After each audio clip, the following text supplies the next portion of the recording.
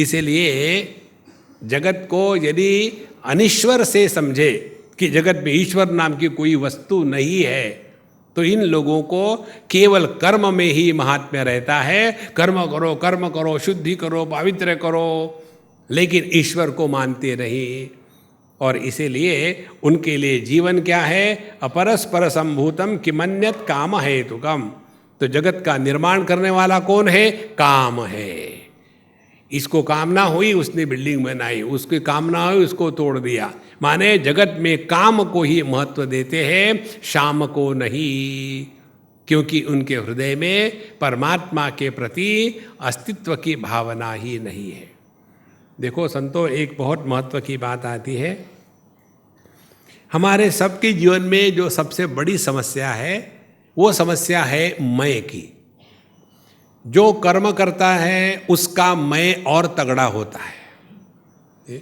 मैं जब यहाँ आया तब कुछ नहीं था, फिर मैंने ये किया, फिर मैंने वो किया, फिर मैंने ऐसा किया, मैंने ये मैं बहुत बढ़ जाता है। कर्म में, योग में भी मैं बढ़ जाता है। मैं लोगों के जैसा नहीं, मैं सुबह उठ करके भस्त्रिका करता हूँ, मैं सुबह उठ करके योगा करता हूँ, मैं ये करता हूँ, मुझ में ये शक्तियाँ जागृत हो गई, मैं किसी को शाप दे सकता हूँ, किसी को आशीर्वाद दे सकता हूँ। ये जो मैं वहाँ भी बढ़ जाता है। योग में और कर्म में ये मैं का वायरस ऐसा बढ़ता है कि जिसकी कोई हद नहीं। आप इसलिए देखेंगे कर्म भ्रष्ट और योग भ्रष्ट, ये दो शब्द आते हैं शास्त्रों में। शुचि नाम श्रीमताम गेहे योग भ्रष्टो विजायते।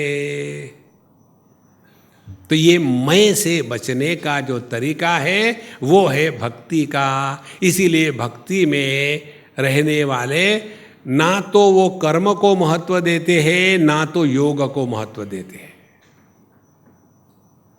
देखो, भगवान के भक्त वो है जिन्होंने कर्म के सिद्धांत को बायपास कर दिया है। कैसे? एक दिन दिल्ली में हम जा रहे थे, एक अम्मा ने रेड लाइट क्रॉस किया, पुलिस ने रोका। तो अपने यहाँ का अंडरस्टैंडिंग बड़ा क्लियर है नो, जिसको कहे जुगाड़ टेक्नोलॉजी। तो वो आया, पुलिस कहता है हाँ रिसिप्ट के साथ 500 रुपये, बिना रिसिप्ट के 200 रुपये, क्या करूँ? इसको कहते क्लैरिटी। कंफ्यूजन कहीं नहीं है ना। मेरा भारत महान, 100 में 90 बेईमान, फिर भी मेरा भारत महान, समझे? तो जब उसने ऐसा कहा तो मैंने पुलिस की तरफ देखा। बोले बाबा जी, हम आपको नहीं चार्ज कर रहे, इनको चार्ज कर रहे। हमने कहा देखो, मैंने ही इनको कहा था कि जल्दी ले चलो, हम लेट हो रहे, इसीलिए इन्होंने गाड़ी जल्दी चलाई। वो कुछ भी हो, नियम के अनुसार ड्राइवर को ही फाइन लगता है, पैसेंजर को नहीं लगता। उस दिन हमको महा बड़ा ज्ञान हो गया। ध्यान से सुनो, कर्म और योग करने वाले मैं करता हूँ, मैं करता हूँ, मैं करता हूँ, इसीलिए उनके ऊपर में यह कर्म का सिद्धांत लागू होता है। और भगवान के भगत वो गाड़ी में बैठे हैं, गाड़ी चलाने वाला पार्थ सारथी है, और उनको जो थारी रहा है सो मारी रहा है। जब मैं है ही नहीं तो कर्म निर्माण होगी ही नहीं। कर्म निर्माण नहीं होगे तो कर्म का सिद्धांत लागू नहीं होगा। देखो, हम कहते हैं भक्ति भक्ति भक्ति, भक्ति वो नहीं है जहां जाकर के हम MOU साइन करते हैं। हमने पिछले बार आपको बताया था, भक्ति का तात्पर्य क्या है? भगवान के सामने गए, let us sign an MOU। हे भगवान, आपके पास अनंत शक्ति है, एक भी इच्छा नहीं है, हमारे पास अनंत इच्छा है, एक भी शक्ति नहीं है, लेट अस बी पार्टनर। ताकि आपकी शक्ति और हमारी इच्छा दोनों का कंट्रीब्यूशन करे, जगत का भला करे। देखो, यह भक्ति नहीं है महाराज, ये भक्ति है, ये टिकती नहीं। देखो, भगवान का भक्त वो है जिसको भगवान को छोड़ करके अन्य कुछ नहीं चाहिए। भगवान का भक्त वो है जिसको किसी प्रकार की कोई कंप्लेन नहीं है। देखो, तो ऐसा जो व्यक्ति है यही इस कर्म के सिद्धांत से परे जा सकता है। इसीलिए यह जो आसुरी लोग हैं वो कहते हैं कि जगत आहु अनीश्वरम, उनके हृदय में भगवान के सत्ता के प्रति संदेह है कि भगवान नाम की कोई वस्तु नहीं है, क्योंकि दिखती नहीं। कई बार यंग लड़के प्रश्न पूछते हैं। एक बार बंगाल में हमको एक प्रश्न पूछा था, Swami ji have you seen God? तो मैंने कहा why should I tell you, आप कुछ भी पूछो, I am not oblige to tell you everything. नहीं, ऐसा ही प्रश्न विवेकानंद ने रामकृष्ण को पूछा था।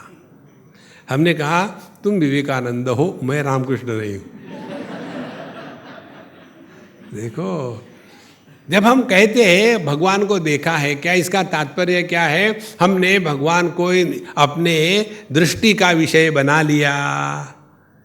इसीलिए यह जो आसुरी संपत्ति के लोग होते हैं इनके कभी मुंह नहीं लगना है।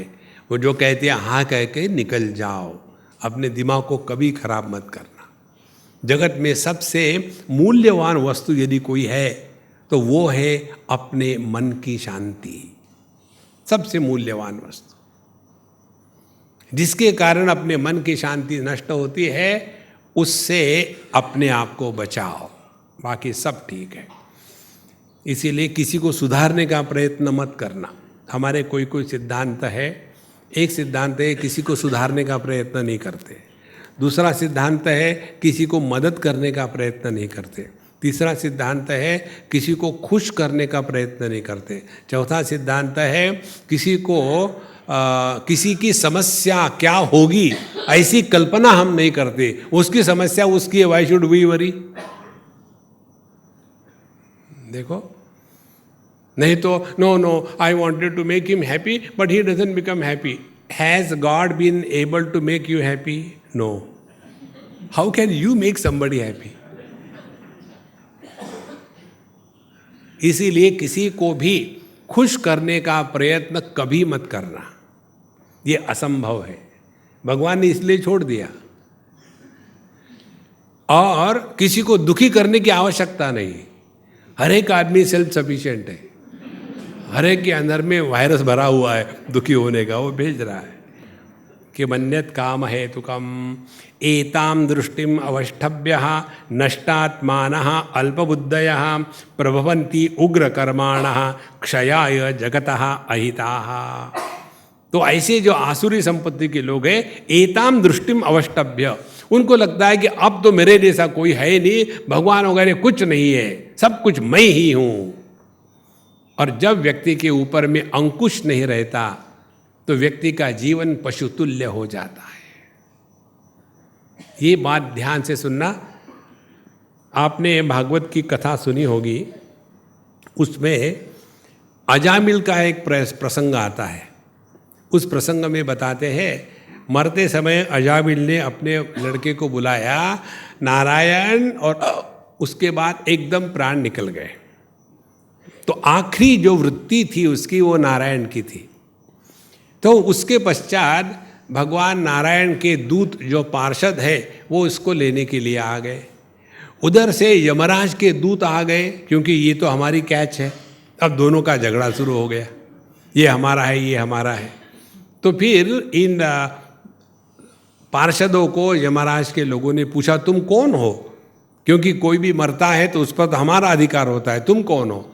तो बोले तुमको मालूम नहीं, हम नारायण के पार्षद हैं, और जिसको नारायण भगवान लेते हैं उसके ऊपर में मृत्यु का अधिकार नहीं होता। बोले हमने तो कभी सुना ही नहीं ये। बोले बॉस को जाके पूछ के आओ। फिर वो बॉस के पास जाके पूछ के आते, बोले हाँ उन पर हमारा कोई अधिकार नहीं। फिर ये अच्छा है बुरा है इसका निर्णय कैसे होता है, तब वो बताते हैं दूत, यमदूत। ध्यान से सुनना, हमारे प्रत्येक इंद्रिय में एक एक देवता होती है। 3 प्रकार से जीवन चलता है, एक आधि भौतिक, एक आध्यात्मिक और एक आधि दैविक। जो आकाश में सूर्य लटक रहा है हमको दिखता है, वह आधि भौतिक सूर्य है। जिस सूर्य के मंत्र के कारण कुंती माता को कर्ण की उत्पत्ति हुई थी वह आदि दैविक सूर्य है, और जिस सूर्य के कारण हमारे आंखों में रोशनी है, प्रकाश है, दृष्टि है, वह हो गया आध्यात्मिक सूर्य। 3 प्रकार के सूर्य हो गए। कहते हैं यह जो हमारे जितने भी इंद्रिय है उसमें एक एक अधिष्ठातृ देवता है। आँखों के लिए सूर्य देवता है, कानों के लिए दिग् देवता है, नाक के लिए अश्विनी कुमार है, जिह्वा में अग्नि देवता है, रसना में वरुण देवता है। इस प्रकार से सभी के सभी इंद्रियों में, कर्मेंद्रिय, ज्ञानेंद्रिय इत्यादियों में एक एक देवता उसकी अधिष्ठातृ देवता है।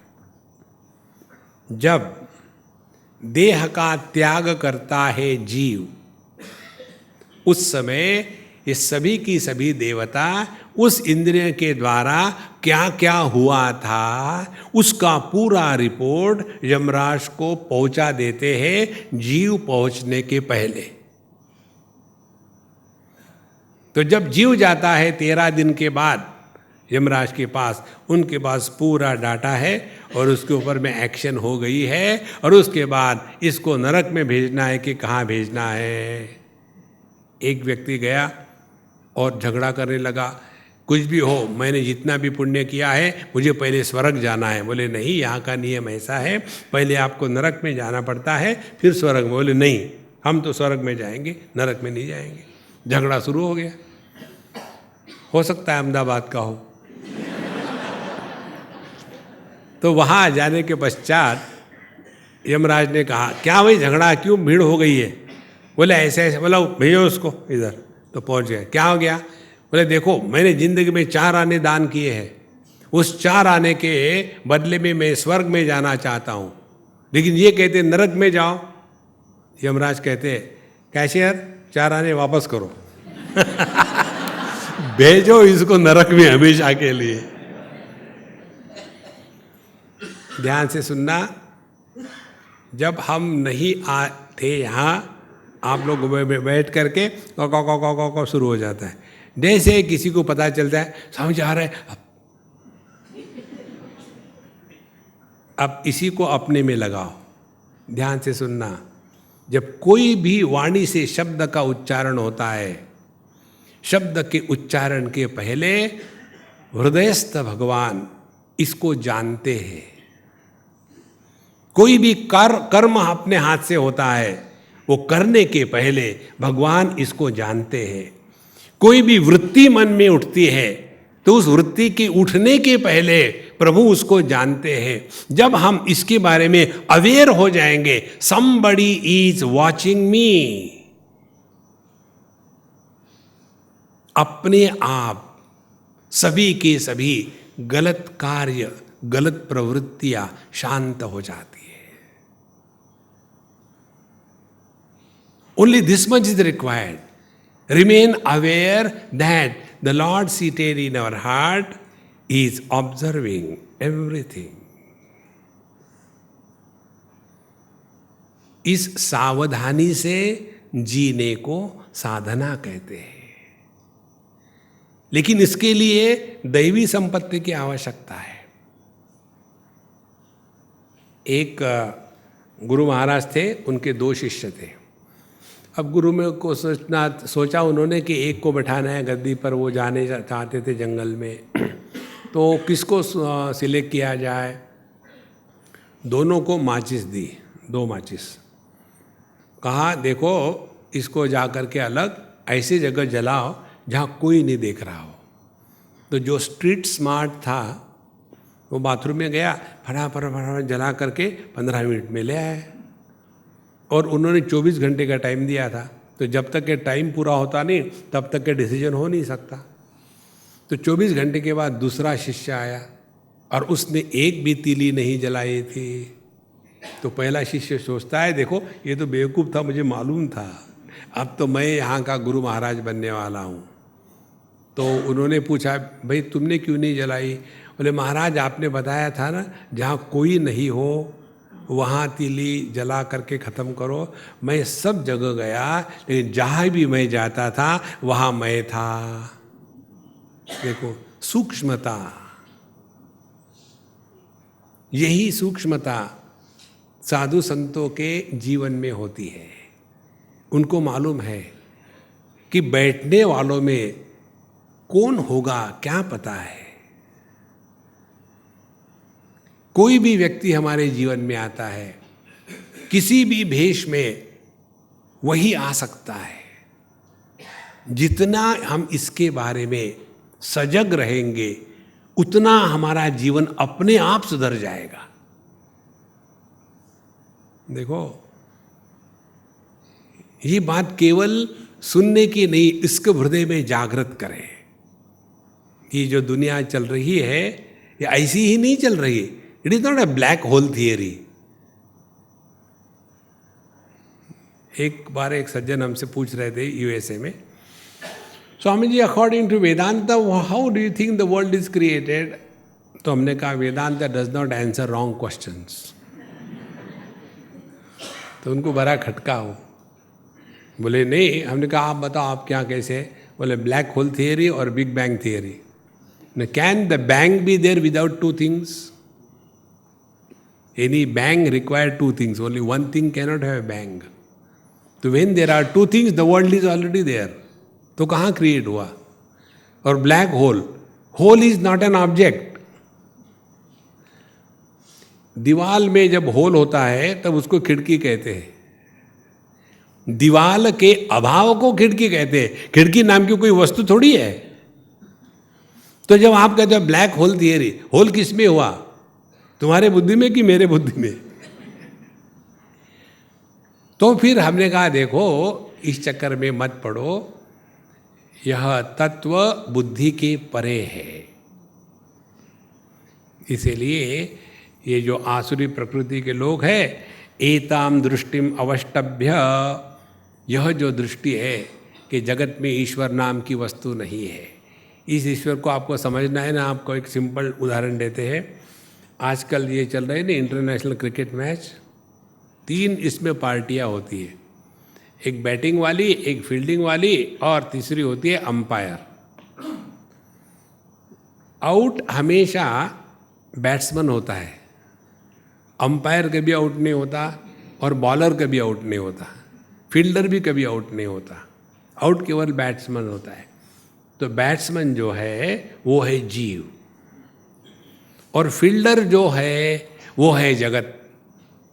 जगत का क्या रहेगा, फील्डर का, बॉलर का क्या रहेगा एम कि इसको आउट करे।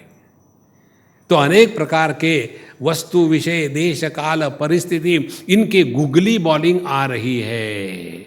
अनेक प्रकार के टेम्पटेशन आते हैं, प्रलोभन आते हैं, और उसमें ये बैट्समैन अपना जीव बैटिंग कर रहा है। थोड़ा भी इधर उधर ध्यान गया तो LBW, लुंगी बिफोर विकेट।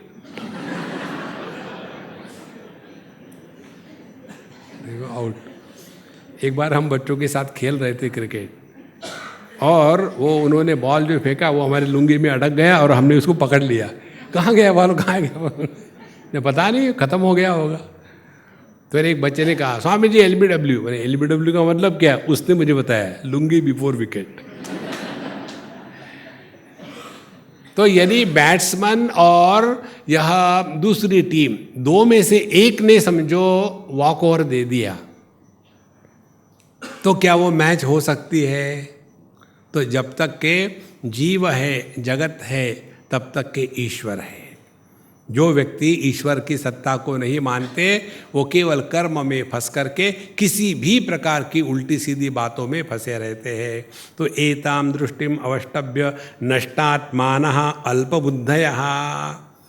नष्टात्मानः, उन्होंने अपना सत्यानाश कर लिया है। अपना सत्यानाश करने का कारण क्या है? मेरे जैसा कोई है ही नहीं। Such people are lonely in the crowds. वो कभी भी सबके साथ नहीं रह सकते, क्योंकि उनमें इतना मैं तकड़ा हो जाता है। नष्टात्मानोल्पबुद्धया, आगे कहते हैं अल्पबुद्धया, बुद्धि का दिवाला निकल चुका है, और इसीलिए प्रभवंती उग्र कर्माणः, क्षयाय जगतः अहिताः। और इसलिए उनके लिए जगत का कितना भी सत्यानाश हो, उसके लिए उग्र कर्माणः भयानक भयानक बुरे कर्मों में लग जाते हैं। देखो, भगवान के नाम से लोग बुरे कर्म करते हैं, तो जो भगवान को नहीं मानेंगे वो कितना बुरा कर्म करेंगे। देखो, इसीलिए जीवन में कर्म के माध्यम से व्यावहारिक जीवन में सुंदरता लानी है। योग के माध्यम से स्वयं को नियंत्रित करना है, सेल्फ डिसिप्लिन। भक्ति के माध्यम से अपने मैं को प्रभु के चरणों में अर्पण करना है। ये तीन बातें जब हो जाती है तब अंतःकरण शुद्ध हो जाता है। और शुद्ध अंतःकरण में तत्व जिज्ञासा अपने आप प्रकट हो जाती है। जिस अंतःकरण में तत्व जिज्ञासा प्रकट नहीं होती, उस अंतःकरण में अभी कूड़ा कचरा भरा हुआ है। इसीलिए प्रभवन्ति उग्र कर्माणः क्षयाय जगतः अहिताः। जैसे देखो, पहले समझो रावण इत्यादि ले लो। अब रावण इतना विद्वान था, भगवान का भगत था, लेकिन उग्र कर्माणः, उसका एक ही था, मैं ही भगवान हूँ, मेरे जैसा कोई नहीं। उसी प्रकार से कंस ले लीजिए, उसी प्रकार से जितने भी ये अपने स्वार्थ के लिए देश को लुटाते हैं, वो सभी के सभी एक ही जाति के, उनमें कोई भेद नहीं है। कितना पैसा खा के क्या करेंगे प्रभु जाने। तो प्रभवन्ति उग्र कर्माणः क्षयाय जगतः अहिताः। और इसके द्वारा जगत का हित और क्षय होगा। काममाश्रित्य दुष्पूरम दंभमानमदान्विताः मोहात् गृहीत्वा असद्ग्राहान् प्रवर्तन्ते अशुचिव्रताः। अशुचिव्रताः, अशुचिव्रताः माने जितने गंदगी की गंदगी है वो उनके व्रत है। पहला व्रत, सुबह उठ करके जब तक के ब्लैक हॉर्स से स्टार्ट नहीं करेंगे दिन शुरू नहीं होता। 24 घंटे अग्निहोत्र का व्रत चल रहा है। धूम्रपानम शतगोदानम एक एक कश गंगा स्नानम। अशुचिव्रता। व्यक्ति के खाने पीने में सुंदरता स्वच्छता बहुत आवश्यक है। तो ये कैसे है, कहते हैं काममाश्रित्य दुष्पूरम। उनको दुष्पूरम माने जिसकी कभी पूर्ति नहीं हो सकती, ऐसे कामना के चक्कर में ये फंसे हैं। पूरा जीवन यदि हम देखें, उनकी क्या बात, हम लोगों की बात देखो। हमको यदि किसी ने पूछा एक लाइन में अपनी जीवनी लिखो, तो हम क्या लिखेंगे? हमने आज तक केवल अपने इच्छाओं को पूरा करने का ही प्रयत्न किया है, लेकिन आज तक जीवन में परिपूर्णता का अनुभव नहीं आया। फिर भी हम अपने अनुभूतियों से नहीं सीखते। देखो, आजकल के बच्चे आपने देखे होंगे ना, हम दो, हमारा आधा आधा, दोनों कमाते हैं, इसीलिए पैसे की कोई कमी नहीं। टीवी पर दुनिया भर के वो इलेक्ट्रॉनिक गेम देखते हैं। फिर मम्मी मम्मी वो चाहिए, पापा वो, दोनों ठीक है ले ले बाबा, गए दुकान में खरीद के लाया। सामने माँ बाप बैठे गाड़ी में, पीछे वो डम्बो बैठा है और पूरे गाड़ी में उसको खेलता रहे। एक माँ ने उसके बेटे को डांटा, जरा बाहर जाके खेला करो, दिन भर घर में बैठे रहते। बोले ठीक है, ले गया बाहर जाकर बैठ।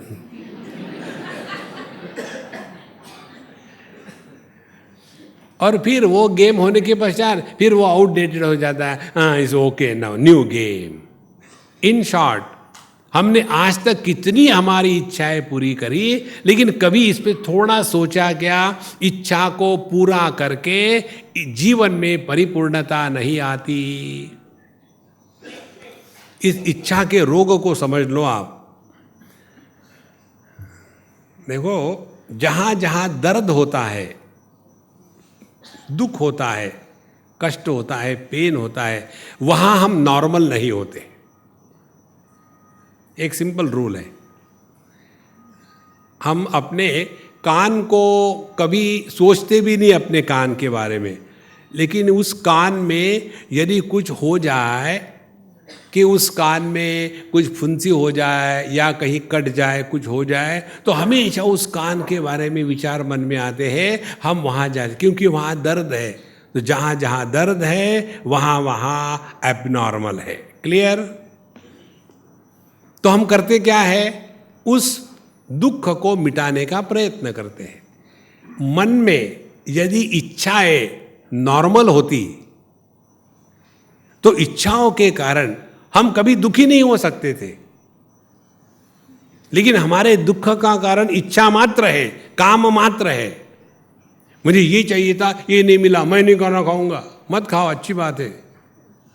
देखो, तो ये कामना हमको दुखी करती है। इसका अर्थ यह कामना हमारे मन की नॉर्मल कंडीशन नहीं है। फिर हम जब कामना को पूरा करते हैं, माने एग्जैक्टली क्या करते हैं? कामना को पूरा करते हैं माने हम मन से कामना को हटा देते हैं।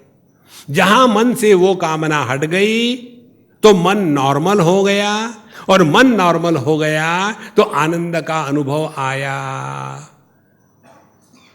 लेकिन दूसरी कामना लाइन में खड़ी थी, फिर वो आ गई। हाँ जी, मैं भी आ गई, अरे राम राम राम। और फिर वो आकर के फिर वो परेशान करना शुरू कर देती है। फिर उसको हटाने के लिए हमने एक ही सीख लिया है, कामना को पूरा करना माने कामना को हटाना। एक ही गणित हमको मालूम है। और ये गणित कहाँ तक गया है कि हम जब भगवान के सामने जाते हैं तो भगवान को भी कामना ही पूरा करो ये कहते हैं। तो जीवन होना चाहिए साधन और भगवान होना चाहिए साध्य। हमारे लिए भगवान बन जाता है साधन, और दुनिया की इच्छाओं को पूरा करना ये बन जाता है साध्य। इतना करने के बावजूद भी कभी भी आज तक किसी की इच्छाएं पूरी नहीं हुई। देखो, एक बुढ़ाऊ मरने के लिए पड़े हुए थे और उनको बताया बच्चों ने कि बाबा अब तो डॉक्टर ने सब बोल दिया है, आपकी कोई आखिरी इच्छा हो तो बताओ, कोई इच्छा है तो पूरी कर दे।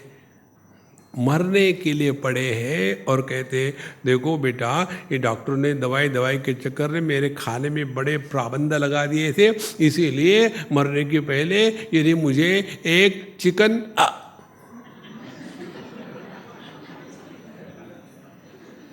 मरने के पहले चिकन, अब आगे क्या बोलने वाला था भगवान जाने, लेकिन उसी में वो निकल गया प्राण। यम यम वापि स्मरन भावम त्यजत्यन्ते कलेवरम। तो जो आखिरी विचार होता है उसके अनुसार हमारे अगले जन्म की ब्लूप्रिंट बनती है। तो इस जन्म में मरने के पहले चिकन, तो अगले जन्म में कॉक कॉक कॉक कॉक। देखो महाराज, ये इच्छाओं का कोई अंत नहीं है, कोई अंत नहीं है। काममाश्रित्य, इनका आधार भगवान नहीं है, इनका आधार प्रेम नहीं है, इनके जीवन का आधार त्याग नहीं है, इनके जीवन का आधार समाज की सेवा नहीं है, इनके जीवन का आधार काममाश्रित्य, मुझे ये चाहिए, मुझे ये चाहिए, मुझे ये चाहिए। देखो, काममाश्रित्य। और यह काम कैसा है? दुष्पूरम। आज तक किसी की भी कोई भी कामना 100% पूरी नहीं हुई, कुछ ना कुछ उसमें बना ही रहता है। देखो, एक बार एक लड़की मुझे मिली, मैं दिल्ली से बम्बई जा रहा था और ट्रेन में, उन दिनों में ये राजधानी नई नई शुरू हुई थी, होगा शायद 1 आध महीना शुरू हो गया। हम जा रहे थे ट्रेन से, राजधानी से। तो हमारे बगल में इधर में एक सिंधी बैठा था, overflowing out of the chair. इधर में एक ये लड़की बैठी थी कॉलेज की, और बीच में मैं सैंडविच हो रहा था। ये he was pushing me and I was pushing him, क्योंकि इधर में आग बैठी हुई थी। तो जब सुबह सुबह पहुंच रहे थे बम्बई के पास, 1-2 घंटे रहे, हम बाथरूम होके आए, तो एक्सक्यूज मी। तो जब मैंने एक्सक्यूज मी कहा तो उसने सोचा अरे ये बाबा जी अंग्रेजी बोलता है। तो बोले by the way where are you going? I said I don't go anywhere by the way, I go the right way. Oh, you talk sense. I said, do you think I have nonsense or what? फिर out of courtesy I had to also ask, where are you going? What are you doing? फिर उसके पश्चात बात हो गई। मैंने कहा तुमको तुम्हारे जीवन का ड्रीम क्या है? बोले मेरा dream, I will have a nice beautiful cottage on the seashore. I will have a most intelligent, handsome, caring husband. Then I will have 2 very sweet children who will listen to me, and very fat bank balance, no control over spending money. This is what I want. I said, you are only running in the virtual reality. Come to the actual plane. क्योंकि intelligent और handsome और caring husband is not yet produced.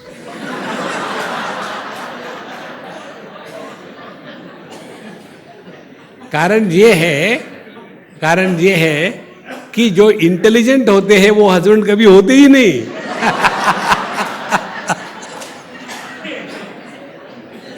वो आदमी ही रहते हैं, husband नहीं होते। फिर मैंने उससे कहा कि देखो ये तुम सब किस लिए चाहती हो? आनंद के लिए। बोले हाँ, I really like happiness, I don't like miseries all around. फिर हमने कहा तुमको हैप्पीनेस ट्रेन से उतरने के बाद चाहिए कि अभी चाहिए? बोले अभी चाहिए। बढ़िया। अच्छा, शादी होने के बाद चाहिए कि अभी से चाहिए? अभी से चाहिए। वहाँ जाने के बाद चाहिए कि यहाँ चाहिए? यहीं चाहिए। इस परिस्थिति में चाहिए या विशेष परिस्थिति में चाहिए? नहीं, इसी परिस्थिति में चाहिए। प्रयत्न करके चाहिए कि बिना प्रयत्न का हैप्पीनेस चाहिए? बोले बिना प्रयत्न का चाहिए। ऐसा चाहिए क्या कि जो आए और चला जाए कि परमानेंट हैप्पीनेस चाहिए? बोले परमानेंट चाहिए। और फिर तुमको भगवान चाहिए। यही भगवान के लक्षण है, जो यहाँ है, जो अब है, जो बिना किसी प्रयत्न के है, जो अनंत है, जो सबके लिए है, उसी आनंद को भगवान कहते हैं। महाराज, भगवान नाम की कोई चिड़िया नहीं है। तो अपने माध्यम से प्रभु को प्रकट होने देना माने मौज में रहो। एक बार बंबई में कहीं लेक्चर था, तो बोले स्वामी जी आप किस पर बोलेंगे? ने मौज में रहे। स्वामी जी मौज में रहो, कोई और बोलो। हमने कहा ठीक है, दुख में रहो। उस दिन हमने सबको ऐसा परेशान किया, दुखी हो गए। बोले स्वामी जी अपने मोड़ पर चले आ जाओ। We are all seeking happiness, don't seek happiness, let happiness be the expression of your life. जीवन में परिवर्तन आ जाता है। काममाश्रित्य दुष्पूरम दंभ मान मदान्विताः। और फिर इनके जीवन में दंभ बहुत होता है, आमदनी अटन्नी, खर्चा रुपया। दुनिया को दिखाने के लिए लोग क्या कहें, ऐसे कह रहे, किसको पड़ी है। देखो ये जो माताएं खड़ी रहती ना अपने वार्डरोब के सामने घंटे घंटे, ये पहनूं कि वो पहनूं, वो पहनूं कि ये पहनूं, लोग क्या कहेंगे, एक ही साड़ी है उसके पास, नहीं ये है, इसके साथ ये मैचिंग नहीं। लोगों को देखने के लिए अच्छी अच्छी वस्तुएं कौन अपनी तरफ देखता है, लेकिन इनको लगता है कि पूरा भारतवर्ष देख रहा है। There are better things to look at. Therefore दंभ, मान, बड़ा अभिमान, बिल्कुल। देखो ये मान की बात हम आपको बताएं, इतनी भयानक होती है कि एक हम आपको उदाहरण से समझाएंगे। हमारे स्वामी अखंडानंद जी महाराज को एक बार हम बुलाने गए कि महाराज जी आप वहाँ आना है तो हम आपको लेने के लिए आ जाएंगे, आपको ले जाएंगे, फिर छोड़ जाएंगे। उन्होंने कितना सहज कहा। उन्होंने कहा कि देखो आपको आने की ज़रूरत नहीं, क्योंकि आपके आने से हम बड़े नहीं होने वाले, और आपको छोड़ने की ज़रूरत नहीं, क्योंकि उसके कारण हम छोटे नहीं होने वाले। हम तो जो है वो है, जो व्यक्ति अन्य के कारण बड़ा छोटा होता है वो घटिया होता है। देखो, किसी ने हमको आदर दिया इसीलिए वह श्रेष्ठ है। आदर देने वाला श्रेष्ठ होता है, आदर लेने वाला श्रेष्ठ नहीं होता। लेकिन हमको लगता है हमको मान नहीं मिला, कुछ हो तब मिले ना। ये जितने बुढ़ाओ लोग कंप्लेन करते हैं ना, आजकल के बच्चे हमारा आदर नहीं करते। आदर करने के लिए है हमारे पास क्या? देखो, इसीलिए यह जो मान अपमान का जो रोग है ना, ये अपने ही मन की कल्पना है। कोई किसी का मान अपमान नहीं करता। हम ही सोचते हैं कि हमारा मान हो गया, हम ही सोचते हमारा अपमान हो गया, अगले को पता भी नहीं। इसीलिए दंभ मान मदान्विता, और मद का तात्पर्य है एरोगेंस। देखो, यह जो एरोगेंस जीवन में आ जाता है ना, नम्रता खत्म हो गई, फिर ऐसा व्यक्ति भगवान को भी डांटने के लिए आगे पीछे नहीं देखता। मदान्विता और मोहात गृहीत्वा असद्ग्राहान, और इस असत्य को ही उन्होंने मोह के कारण पकड़ के रखा है, और इस मोह के कारण पकड़ के रखने के कारण प्रवर्तन्ते अशुचि व्रता, फिर वो गलत कार्यों में लग जाते हैं। अशुचि व्रत, अशुचि व्रत माने ये जो ब्लैक मैजिक वाले होते हैं ना, इसको मारना है, इसके लिए ये साधना करेंगे, वो साधना, ये जप, ये मंत्र, ये तंत्र, उसके द्वारा उसका सत्यानाश करेंगे। मैं मरूँ तो कोई बात नहीं, लेकिन उसको तो जरूर मारना है। ये सभी के सभी ये अशुचि व्रता है। एक सज्जन को पूछा, भाई तुम बड़ौदा जा रहे हैं क्या कल? क्यों? कि मेरा कुछ काम था, फिर नहीं जाऊंगा। देखो, अशुचि व्रता, किसी को कष्ट देना, दुख देना, यही उनके जीवन का सिद्धांत है। चिंताम परिमेयांच प्रलयांता उपाश्रिता कामोपभोग परमा एतावदति निश्चिता। चिंताम अपरिमेयांच प्रलयांताम उपाश्रिता, वो जिंदगी भर केवल चिंता ही चिंता करते रहते हैं, एक क्षण भी उनका शांति से प्रेम से नहीं। क्योंकि चिंता करना यह व्यक्ति को एक रोग हो जाता है। देखो, चिंता चिता समाख्याता, एक श्लोक आता है, उसमें कहते हैं चिंता और चिता जो है ये जुड़वी बहनें हैं। चिता जो है मुर्दे को जलाती है और चिंता जो है वो जिंदे को जलाती है। और चिंता क्या है? जो समस्या नहीं है उसको सॉल्व करने का जो प्रयत्न है उसको चिंता कहते हैं। नहीं, लड़के की शादी तो कर दी, लेकिन हो सकता है कि बहू ठीक ही होनी चाहिए, वो ठीक नहीं होगी तो क्या करना चाहिए? Should we opt for divorce? एक ही दिन शादी का हो गया और शुरू हो गया। देखो, और यह चिंता करने का रोग जिसको होता है